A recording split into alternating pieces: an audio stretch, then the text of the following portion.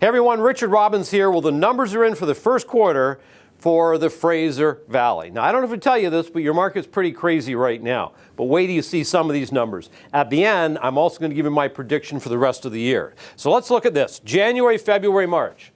Our sales, we did 1,718 in January. We did 2,815 in February and 3,329 in March. Crazy busy.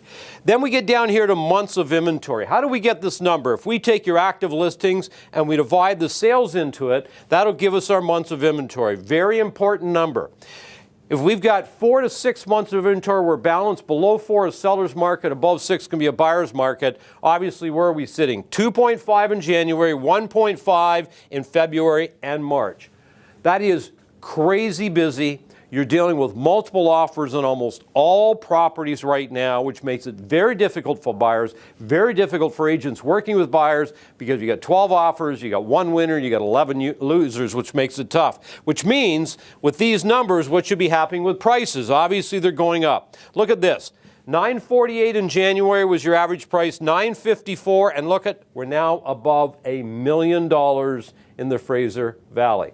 What about the first quarter? If we take the first quarter of 2020 to 2021, we did 3,767 sales in the whole first quarter last year. Look at this, we're at 7,862. That's up by 108%. We go over here, average price last year was $960. That's the average of the quarter, not at the end of March. $760, $975, prices up by 28.3%. The market is a little bit out of control. I probably don't need to tell you that. So what's going to happen the rest of the year? A lot of people talking about a bubble. They're going, oh, there's a bubble. It's going to burst. You know, prices are going to dive. And I don't see that happening. At least I'm not convinced of that yet. The reason why is because I am hopeful and I am predicting your market's going to start to slow down a little bit. Now, when I say slow down, it's still going to be a seller's market. It's still going to be a very good market. But right now, it's out of control. It's like a runaway train. What's going on right now cannot continue for a long period of time without something negative happening because it's just going up too fast. So I'm hoping and I believe that what you're going to see over the next 3 to 6 months is the market's going to start to cool a little. Now, we still got low interest rates, which is great.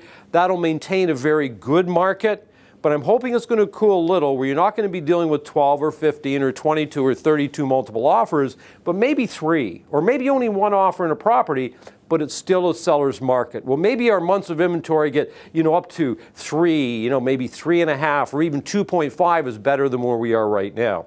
So I suspect that's going to happen over the next 3 to 6 months. And if that happens, then what is going on becomes sustainable. However, I will say this, if what's happening right now continues, it worries me because then there could be a bubble that will end up bursting.